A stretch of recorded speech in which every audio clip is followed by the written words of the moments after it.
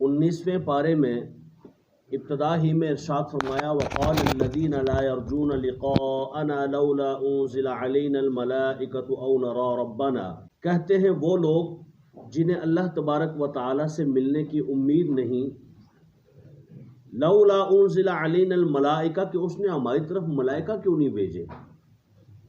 اے رسول صلی اللہ علیہ وسلم، آپ کو بھیج دیا تو ملائکہ بھیج دیتا، او نرا ربنا، یا پھر خود ہی ہمیں اپنا آپ دکھا دیتا اور بتا دیتا کہ یہ میری طرف سے رسول ہے۔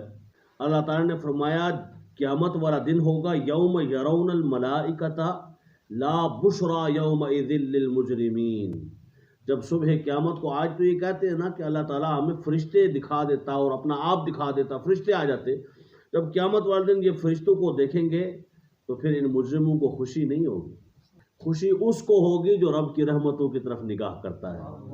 اللہ تعالیٰ نے اپنے حبیب پاک کو بھیج کے فرمایا یہ فرشتوں سے اعلیٰ اور افضل ہے، اللہ تعالیٰ نے ان کو بھیجا اور یہی آزمائش ہے، کون ہے جو میرے محمد عربی کو مانتا ہے، میرے کہنے پر، میرے کلام کے کہنے پر۔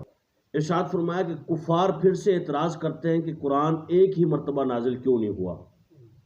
ظاہر ہے قرآن پاک 23 سال کے عرصے میں تھوڑا تھوڑا کر کے نازل ہوا، فرمایا بتدریج قرآن کے نازل ہونے کا ایک مقصد ہے تاکہ جو معاملات اور حالات اور واقعات زمانہ سامنے لاتا جائے اس کے مطابق انہی مواقع پہ ان آیات کا نزول ہوتا جائے، اور قدرت خداوندی یہ ہے کہ صبح قیامت تک وہی معاملات چلتے رہیں گے۔ اندازہ تو لگائیں آپ، آج بعین ہی قرآن پاک کا لفظ گواہ ہے، کسی معاملے میں آپ کو رہنمائی چاہیے، قرآن دیتا ہے کہ نہیں دیتا؟ اور صبح قیامت تک دیتا رہے گا۔ پھر ایک وجہ یہ بھی بیان کی گئی ہے کہ محبوب سے ملاقات رہے گی نا، بار بار رسول سے ملاقات ہوگی، بار بار حبیب سے بات ہوگی، کبھی صبح ہوگی، کبھی دوپہر ہوگی، کبھی شام ہوگی۔ روایات میں آتا ہے کہ اگر جبریل امین کا حضور کے پاس 23 سال کے عرصے میں آنا دیکھا جائے نا تو روزانہ 4 مرتبہ بنتا ہے۔ اسی میں آگے چل کے اللہ تبارک و تعالی نے ارشاد فرمایا نزل علی قلبک، یہ محبوب قرآن ہم نے آپ کے قلب پہ نازل کیا ہے۔ دل کا ایک خاص رشتہ ہوتا ہے کہ نہیں ہوتا؟ دل کا ایک خاص تعلق ہوتا ہے کہ نہیں ہوتا؟ فرمایا میرے محبوب سے میرا دل کا تعلق ہے، یعنی رب دل کے ہونے سے پاک ہے، یعنی گہرا تعلق ہو تو اسے دل کا تعلق بولتے ہیں۔ دل سب سے شیشہ کی ہوئی جگہ ہوتی ہے، صاف ستھری جگہ ہوتی ہے، زنگ لگتے ہیں گناہوں سے، زنگ لگتے ہیں بدکاریوں سے، زنگ لگتے ہیں جھوٹ سے، فراڈ سے، دھوکہ بازی سے، رشوت خوری سے اور دیگر بدعمالیوں سے، اس دل کو زنگ لگتے ہیں۔ یہ زنگ کیسے اتارے جاتے ہیں؟ 2 طریقہ کار ہیں بڑے زبردست۔ فرمایا اللہ کا ذکر کرو پھر بھی زنگ اترے گا، اس کے حبیب پر درود بھیجو پھر بھی زنگ اترے گا۔ اللہ کریم یہ زنگ اتارنے کی سعادت دے۔ پھر آگے چل کے قوم لوط کا ذکر کیا، قوم نوح کا ذکر کیا، وہی جو آپ پہلے سنتے آ رہے ہیں، بار بار قرآن پاک میں جگہ جگہ ذکر ہے، اس میں بھی ہے۔ کل جو ہم نے پڑھا کل بھی تھا لیکن میں بیان نہیں کیا، میں نے کہا پہلے ہو جو چکا، لیکن آج میں نے کہا یہ بتا دوں، یہ بار بار ہو رہا ہے، بار بار قوم لوط کا ذکر، قوم نوح کا ذکر، قوم شعیب کا ذکر، قوم صالح کا ذکر، قوم ہود کا ذکر، سارا اس میں موجود ہے۔ انہوں نے یوں جھٹلایا نبیوں کو، پھر نبیوں نے یوں کیا، پھر وہ جناب والا ان کے اوپر عذاب آیا، انہوں نے کبھی معافی مانگی تو بچ گئے، یہ سب ذکر کیا۔ یہ بار بار اللہ کیوں ذکر کرتا ہے؟ اس کا مطلب ہے بار بار میں کوئی بات ہے۔ کئی مرتبہ لوگ ہمیں کہتے ہیں یہ تقریر تو تھوڑی سنی ہوئی نہیں، پچھلی بار بھی تو کی سی، وہی بار بار کر دے ہو، یہ اللہ کو پوچھو نہیں، اللہ وہی بار بار کر دے ہو، اس کا مطلب ہے کوئی گال لائے بچ جی۔ العلم بالتکرار، تکرار میں علم ہے، بار بار دہرائے جانے والی چیز میں علم ہوتا ہے، بندے کو علم مل جاتا ہے تو بندے کو چیز راسخ ہو جاتی ہے۔ اللہ تبارک و تعالیٰ بار بار بتا رہا ہے، اس میں حکمت ہے کہ ابھی بھی صحیح نہیں سمجھو تو مزید سمجھ لو، مزید سمجھ لو، اس لیے بار بار واقعات کرتا تھا، انہی باتوں گا۔ آپ سورۃ الرحمن پڑھتے ہیں تو بار بار فَبِأَيِّ آلَاءِ رَبِّكُمَا تُكَذِّبَانِ، حالانکہ ساری نعمتوں کا ذکر کر کے آخر میں ایک مرتبہ بھی کہہ دیا جائے فَبِأَيِّ آلَاءِ رَبِّكُمَا تُكَذِّبَانِ، تم اپنے رب کی کون سی نعمتوں کو جھٹلاؤ گے، تو گل پوری ہو جاتی ہے نا، بات تو مکمل ہو جاتی ہے، لیکن ایسا نہیں کیا، نعمتوں کا ذکر کر کے پھر فَبِأَيِّ آلَاء، پھر ذکر، پھر فَبِأَيِّ آلَاء، پھر ذکر، پھر فَبِأَيِّ آلَاء، تکرار کیوں کیا جا رہا ہے؟ میں بندہ ہے نا بھول جاتا ہے، بار بار تکرار کرو، اندر دل میں اتر جائے، تہوں میں اتر جائے، گہرائیوں میں اتر جائے، بندہ بھولنے نہ پائے اپنے رب کی رحمتوں کو، نعمتوں کو۔ پھر آگے فرمایا وعباد الرحمن الذین یمشون علی الارض ہونا واذا خاطبهم الجاہلون قالوا سلاما. فرمایا اللہ کے جو نیک بندے اللہ کے ولی ہوتے ہیں وہ کیا کرتے ہیں؟ الذین یمشون علی الارض ہونا، زمین پر بڑے آرام اور سکون سے چلتے ہیں، دبے پاؤں چلتے ہیں، زور زور سے پاؤں مار کے نہیں چلتے، مطلب وہ تکبر سے نہیں چلتے، اللہ کی رحمت اور فضل پر امید لگا کے بیٹھے ہوتے. جب ان سے کوئی جاہل مخاطب ہوتا ہے تو یہ جاہل سے الجھتے نہیں ہیں. ما قالوا سلاما، ان کو سلام کر کے گزر جاتا ہے. پھر اللہ تبارک و تعالی نے حضرت سلیمان علیہ السلام کا ذکر کیا. اب ذکر کیا ہے کہ حضرت سلیمان علیہ السلام گزر رہے تھے 3 میل دور. کتنا؟ آپ کو پتہ نا میل یہاں سے کتنا ایک ہوگا؟ تقریباً 3 میل. کھنا پل کتنے ایک میل ہوں گے؟ تقریباً 3 میل ہوں گے. سب مفسرین اس آیت کی روشنی میں لکھتے ہیں 3 میل دور حضرت سلیمان علیہ السلام مسکرا پڑے. کیوں مسکرائے؟ چونٹی کی جو بڑی سردارہ تھی نا، اس نے اپنی دیگر چونٹیوں کو جو چل رہی تھی کہا جلدی جلدی اپنے بلوں میں گھس جاؤ. یا ایھا النمل ادخلوا مساکنکم، اپنے مسکن میں اپنے گھروں میں گھس جاؤ جلدی جلدی. کیوں؟ کہیں ایسا نہ ہو کہ سلیمان علیہ السلام اور ان کا لشکر تمہیں روند ڈالے پیروں میں. فتبسم ضاحکا من قولها، اس بات پر، اس قول پر مسکرائے کہ دیکھو چونٹی کیسی باتیں کر رہی ہے. مفسرین اس بات پہ کلام کرتے ہیں کہ چونٹی نے ایسا کیا کام کیا تھا کہ اللہ نے قرآن میں اس کا ذکر کر دیا. قرآن ویسے ہی تو نہیں نازل ہوا، کوئی بات لے کے نازل ہوا ہے نا. ہر واقعے میں حکمت ہے، ہر واقعے میں میرے اور آپ کے لیے عمل کے نمونے موجود ہیں. تو اس میں کیا ہے؟ فرمایا اس میں یہ ہے کہ لوگوں سوچو، ایک چونٹی جو کہ اپنی چونٹیوں کی خیر خواہی چاہے، ان کے لیے بھلائی چاہے، نیکی چاہے کہ انہیں کوئی تکلیف نہ پہنچائے، غضب نہ پہنچائے، انہیں کوئی کچھ کہہ نہ دے، اگر چونٹی بھلائی کرے اللہ اسے قرآن میں ذکر کر کے صبح قیامت تک اس کا نام زندہ کر دیتا ہے. تو تم اگر اپنے رعایا کا خیال کرو گے، اپنے گھر والوں کا خیال کرو گے، جو جس پوسٹ پہ ہے اپنے سے نیچے والے کا خیال کرے گا، تو تمہیں اللہ تبارک و تعالیٰ کتنا پسند فرمائے. اس چونٹی کو اگر پسند فرمایا، ذکر کر دیا، تمہارا ذکر کتنے اچھے الفاظ میں ہوگا، تمہیں اللہ تعالیٰ کیسی جنت عطا فرمائے گا. اس سے پتہ چلا کہ ہمیں اپنوں کے ساتھ اچھے رویے رکھنے چاہیے. بعض اوقات دیکھا جاتا ہے گھر والوں کے ساتھ بھی اچھے سلوک نہیں ہوتے. جتنا گھر والوں کے ساتھ خیال رکھیں گے، لوگ کہتے ہیں یار عورت ہے ایسے کرتی ہے، بھائی وہ تو کرے گی. حدیث پاک، صحیح حدیث پاک آپ کی بارگاہ میں عرض کروں، وہ باتیں جو آپ اور میں سنتے ہیں نا، وہی بات 14 صدیوں پہلے میرے اور آپ کے آقا و مولانا ارشاد فرمائی صلی اللہ علیہ وآلہ وسلم. حضور نے فرمایا، یہ صحیح حدیث پاک ہے، سیاستہ کی حدیث پاک ہے. فرمایا تم ساری زندگی اس کے ساتھ اچھائیاں کرتے رہو، اس کو کھلاتے رہو، پلاتے رہو، دیتے رہو.